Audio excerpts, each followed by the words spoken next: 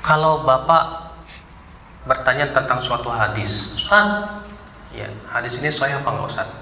Sahih. Taklid enggak, Pak? Taklid. Ya. Kalau si Ustaz itu mengatakan sahih, ternyata ngambil dari pendapat ulama lain juga. Sahih, taklid juga. Kata Syekh Albani, sahih. Oh, berarti taklid. Kapan kita keluar dari ranah taklid? Ketika kita membahas, mengumpulkan semua jalan-jalan hadisnya, kita periksa sendiri dengan ilmu hadis.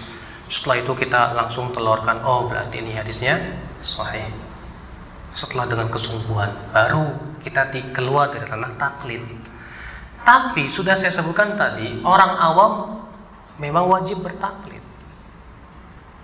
Makanya kata para ulama, taklid itu ada 3 hukum. Yang pertama, taklid yang wajib. Yang pertama, taklid yang wajib. Siapa itu? Yaitu bagi orang awam yang tidak bisa mencari dalil. Bagi orang awam yang tidak bisa mencari dalil, wajib taklid. Sebab kalau dia cari dalil sendiri bisa rusak. Ya. Sekarang saya suruh sama antum, nih, kamu periksa silakan hadisnya saya apa enggak. Gimana caranya Ustaz? Saya belum belajar ilmu hadis. Ya terserah lah mau diapain gimana. Ya. Wah Ustaz, menurut saya ini hadisnya sahih Ustaz. Kok bisa bagus isinya Ustaz? Ya. Ini bahaya. Kalaupun antum dapat dalil misalnya, baik, antum bisa ambil enggak faedah dari hadis itu bahwa hukum ini hukumnya haram apa tidak? Sementara antum belum menguasai ilmu-ilmu alatnya seperti ilmu usul fikih. Ini berbentuk perintah atau larangan. Perintah ini sifatnya wajib atau sunnah. Larangan ini sifatnya makruh atau haram. Berbentuknya apakah ini sifatnya umum atau khusus? Kapan suatu yang umum itu bisa dikhususkan? Sudah paham belum bahwa ini bentuknya muqayyad atau mutlak? Bahwa yang ini mutlak, ini muqayyad. Dan kapan ketika boleh yang mutlak ditakyid, yang mutlak diikat oleh sesuatu yang muqayyad? Apa syaratnya? Kan belum paham. Kalau kita belum paham, belum belajar ilmunya, bagaimana akan bisa? Ya nggak? Ya. Sudah gitu saya nggak bisa bahasa Arab, aduh tambah lagi. Ya. Anda tidak akan bisa memahami bahasa Al-Quran dan hadis kalau tidak bisa bahasa Arab. Maka yang seperti ini Pak, kewajiban dia apa? Taklid. Sebab kalau dia memahami sendiri, misalnya langsung ambil Sahih Bukhari, dipahami sendiri. Oh menurut saya, waduh bahaya. Langsung ambil Bulughul Maram tanpa syarahnya. Wah menurut saya, tak dulu. Bagaimana tata cara memahami hadis tersebut? Ya.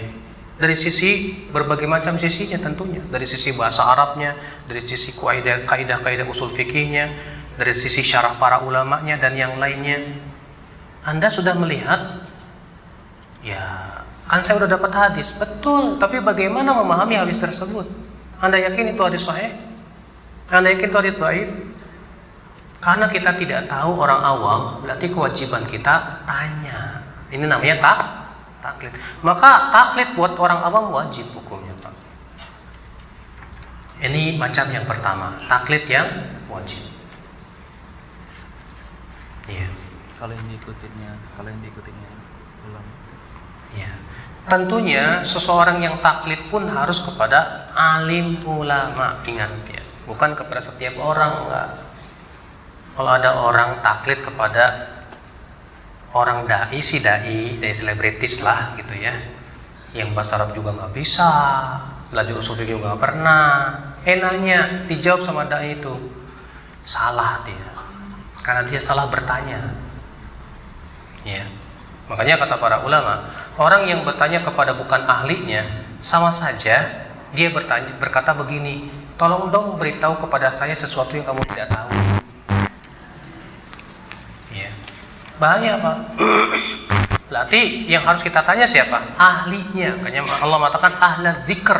Ahla dzikr itu ahli dzikr. Dzikr itu artinya Al-Quran dan yang sangat ahli dalam masalah itu. Kemudian macam taklid yang kedua taklid yang haram. Apa itu taklid yang haram? Yaitu telah sampai kepada kita pendapat yang lebih kuat dengan dalil-dalilnya, tapi kita tinggalkan pendapat itu hanya karena taklid pada seseorang. Ini nggak boleh. Ketika telah jelas kepada kita kebenaran, jelas sampai kepada kita dalil dengan pemahaman yang sahihnya, kemudian kita tinggalkan itu hanya karena mengikuti pendapat seseorang, ini taklid yang haram. Makanya Allah mengatakan dalam surat Al-Baqarah, ya, wa idza qila lahum ittabi'u ma anzalallah qalu bal nattabi'u ma alfayna alaihi aba'ana. Apabila dikatakan kepada mereka, ikutilah apa yang Allah turunkan, mereka berkata, kami lebih mengikuti apa yang kami dapati dari nenek moyang kami. Sudah datang kepada mereka Al-Quran dan hadis, disuruh ngikutin Al-Quran dan hadis, gak mau, tapi malah ngikutin siapa? Nenek, ya? Nenek moyang. Ini taklid yang haram, karena sudah jelas kepada mereka apa? Kebenaran. Kalau ikutin kiai, Iya. Iya. Makanya Imam Syafi'i berkata, ajma'al muslimun ala annahu man istabanat lahu sunnatur rasul lam yakun an yad'ah liqauli ahad. Kaum muslimin semua sepakat, siapa yang sudah jelas kepadanya sunnah rasul, dia tidak boleh meninggalkan sunnah tersebut hanya karena mengikuti pendapat seseorang. Nah, ini namanya taklid yang haram, Pak.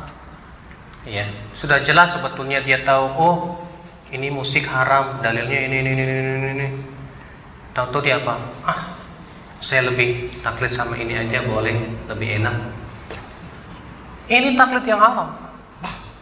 Udah tahu kok, udah jelas, tapi kenapa kita lebih mengikuti yang lain karena tidak sesuai dengan selera kita, hawa nafsu kita? Ini musibah. Ini namanya ittiba'ul hawa, ikutin hawa nafsu. Ya, makanya taklid yang haram itu biasanya asalnya dari hawa nafsu, Pak. Ya. Kemudian yang ketiga, taklid yang boleh. Siapa itu? Seorang ahli ijtihad yang tidak boleh taklid, tapi kondisinya kepepet. Ada orang bertanya, dia harus segera jawab pada waktu itu juga, dan dia belum ada kesempatan untuk mencari dalil. Tapi dia tahu ada ulama sebelumnya yang berfatwa tentang masalah itu. Langsung dia katakan, oh saya tahu ada fatwa fulan yang mengatakan ini boleh, monggo diamalkan. Terpaksa. Kenapa? Karena dia pertama ditanya dan butuh jawaban pada waktu itu juga. Untuk mencari dalil belum sempat. Kemudian dia tahu ada fatwa ulama, ya. Akhirnya ia taklid dengan fatwa ulama itu. Nggak apa-apa, karena darurat seperti ini boleh.